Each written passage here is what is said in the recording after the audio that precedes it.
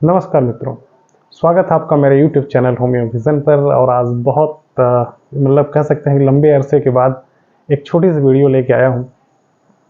अगर आप मेरे चैनल पर नए हैं तो प्लीज़ सब्सक्राइब कर लीजिएगा, पूरी वीडियो देखिएगा, अच्छी लगे तो लाइक कर दीजिएगा, शेयर भी कर दीजिएगा। आज का जो विषय है वो premature greying of hair है, यानी असमय बालों का सफ़ेद होना या पकना कह सकते हैं। ये सबको पता है कि बाल हमारे लिए कितना ज़रूरी है, और ख़ास तौर से यंगस्टर के लिए जिनका असमय हो रहा है। असमय उन्हीं के लिए जिनका उम्र 20 साल से कम, उनके लिए तो और ज़्यादा ज़रूरी है। और मान लीजिए आप 40-50 के हो गए तो कहीं न कहीं बाद में आपको जाके यह संतुष्टि लगेगा, चल यार अब कौन सा काम है, ठीक है, थोड़ा सफ़ेद हो रहा है या गिर रहा है तो क्या दिक्कत है। लेकिन उनके लिए तो ज़रूरी है जो अभी इस लाइफ की शुरुआत कर रहे हैं, अच्छे से दुनिया को पहचानने की कोशिश कर रहे हैं, आगे बढ़ने की कोशिश कर रहे हैं। ये तो उनके लिए क्राउन का काम करता है ना, ताज का काम करता है। बाल जो है आपके मतलब पर्सनालिटी को भी एक अलग, मतलब क्या कह सकते हैं उसको, अलग खूबसूरती प्रदान करता है। तो बालों का समय सफ़ेद होना तो ये बड़ा ख़राब है। तो चलिए आइए इस पे जानते हैं और भी बहुत कुछ। वैसे भी बालों का सफ़ेद होना ये एक एजिंग साइन है, तो लोग इसे एजिंग साइन के रूप में देखते हैं। जब बाल सफ़ेद होने लग, असमय जब सफ़ेद होता है तो लोग बच्चों को भी कभी-कभी जो है एक नया स्ट्रेस दे देते हैं। बड़े लोग भी दे देते हैं, गार्जियंस दे देते हैं, आसपास के लोग दे देते हैं कि अरे ये बुढ़ा हो रहा है, अभी से इसके बाल पकने लगे, सफ़ेद होने लगे। तो एक तो वो बाल की समस्या को लेके वो स्ट्रेस में चल ही रहा था, प्लस आपने ऊपर से एक और स्ट्रेस दे दिया। उसके पास तनाव पहले से ही बहुत ज़्यादा है। बाल का तनाव है, एक आपने तनाव दे दिया, पढ़ाई का तनाव है, कंपटीशन का तनाव है। और पढ़ाई का तो बोझ आप देख ही रहे हैं, बच्चे कितने टेंशन में रह रहे हैं पढ़ाई को लेके। और दूसरा जो ये हमारा फास्ट फूड कल्चर है, कहीं न कहीं ये भी एक इसके लिए ज़िम्मेदार हो सकता है। तो हम हमेशा जो है कोशिश करें हेल्दी डाइट लेने की, हेल्दी लाइफ़स्टाइल जीने की, प्रॉपर नींद की भी बहुत ज़रूरत है। और जो बच्चे कंपटीशन में हैं, तैयारी कर रहे हैं, वो प्रॉपर नींद नहीं ले पाते। तो इसकी वजह से भी उनके अंदर जो है एक ऑक्सीडेटिव स्ट्रेस पैदा होता है, और ये स्ट्रेस भी कहीं न कहीं ये बालों के पिगमेंटेशन को बनने से रोकता है। तो कहीं न कहीं दिक्कत इससे भी आती है। और आजकल ये समस्या बहुत ज़्यादा देखी जाती है। पहले क्लिनिक पे कभी-कभार कोई केस आ गया, 10 साल 5 साल का बच्चा है और उसका बाल जो है सफ़ेद हो रहा है। लेकिन अभी केसेस बहुत आ रहे हैं, और ये एक बहुत ही आम सी बात होती जा रही है, बालों का असमय सफ़ेद होना। तो एक चीज़ आप जान लीजिए कि इसके पीछे का जो कारण है, वो एग्ज़ैक्ट रूप में साइंस भी अभी इस चीज़ को क्लियर नहीं कर पाती है कि इसकी एग्ज़ैक्ट एटियोपैथोजेनेसिस क्या है। ये अभी किसी को पता नहीं है। हाँ, कुछ फैक्टर्स हैं जिसकी वजह से ये माना जाता है कि इसके वजह से बाल असमय सफ़ेद हो सकता है। सबसे बड़ा पार्ट या सबसे बड़ा जो फैक्टर है वो है हेरिडिटी। लगभग 30 से 35% लोगों में हेरिडिटी की वजह से असमय बालों का सफ़ेद होना आता है। अगर ऐसा है तो ये मान के चलिए कि इसका कोई प्रॉपर ट्रीटमेंट नहीं है। आप कुछ उपाय करके इसको डिले कर सकते हैं, लेकिन रोक नहीं सकते। कुछ चीज़ें हैं जहाँ पे ये रिवर्स भी हो सकती हैं। बालों का असमय सफ़ेद होने का जो एक और रीज़न है, वो रीज़न ये भी हो सकता है कि उसे माल न्यूट्रिशन की दिक्कत हो, उसे प्रोटीन की कमी हो रही हो, आयरन की कमी हो, बाकी जो ट्रेस मिनरल्स हैं उसकी कमी हो। तो इसके वजह से भी बाल असमय सफ़ेद हो सकते हैं। दूसरा जो कारण होता है वो है विटामिन्स की कमी।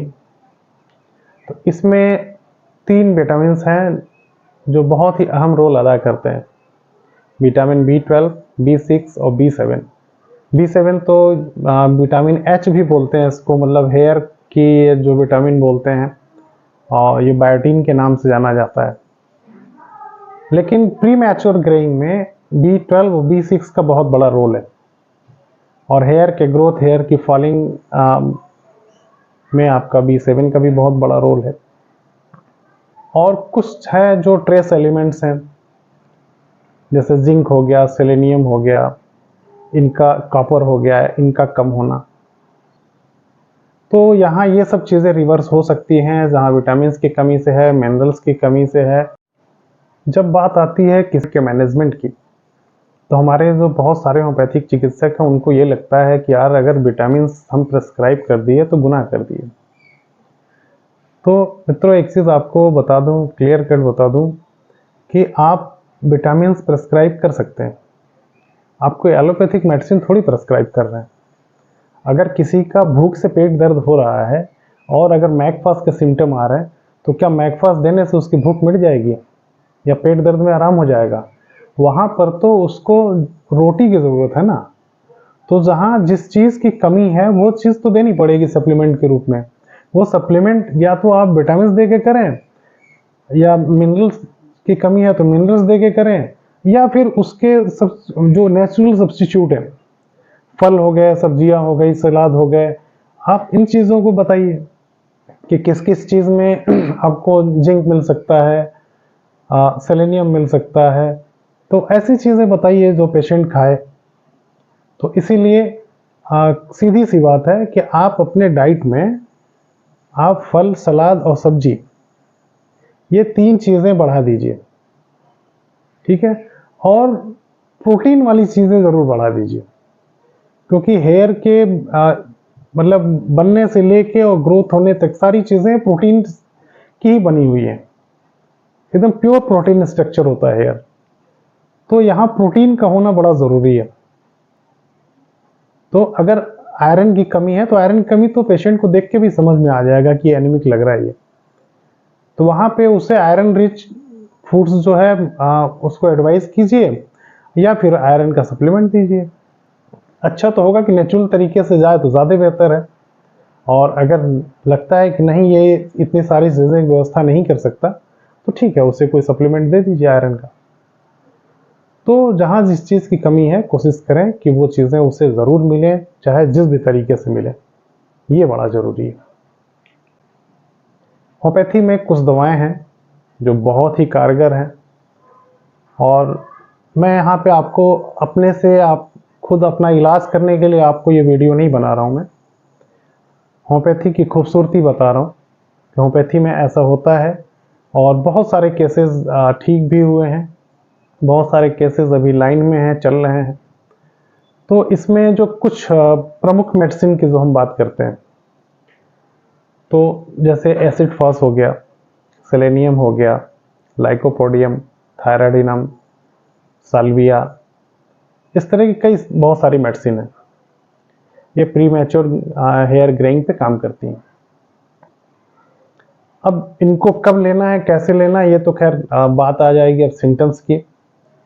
तो आप अपने से कोई भी दवाई प्रयोग न करें, आप अपने चिकित्सक से मिलें और उनसे आप अपना होम्योपैथिक ट्रीटमेंट लें। कुछ टिंचर्स हैं जिनका सेवन आप कर सकते हैं। जैसे अगर आंवले का सीज़न चल रहा है तो आपसे गुजारिश है कि आप आंवले का प्योर जूस, आप डेली एक से दो आंवले का जूस पी सकते हैं। आपको हेयर में बहुत सारे मतलब उसमें मिनरल्स भी मिल जाएंगे, विटामिन सी का तो खैर खजाना ही है। और वैसे भी आंवला जो है, आपने सुना भी होगा कि बालों के लिए बहुत ही लाभदायक चीज़ है। दूसरी चीज़, अगर सीज़न नहीं है तो आप होम्योपैथी का मदर टिंचर ले सकते हैं। और एक टिंचर आता है एक्लिप्टा एल्बा, इसका आयल भी आता है, तो आप इसका आयल मंगा के यूज़ कर सकते हैं, या अगर एक्लिप्टा एल्बा मिल जाता है तो उसका अर्क निकाल के आप अपने बालों में लगा सकते हैं। ये भी एक बहुत ही बेहतरीन उपाय है।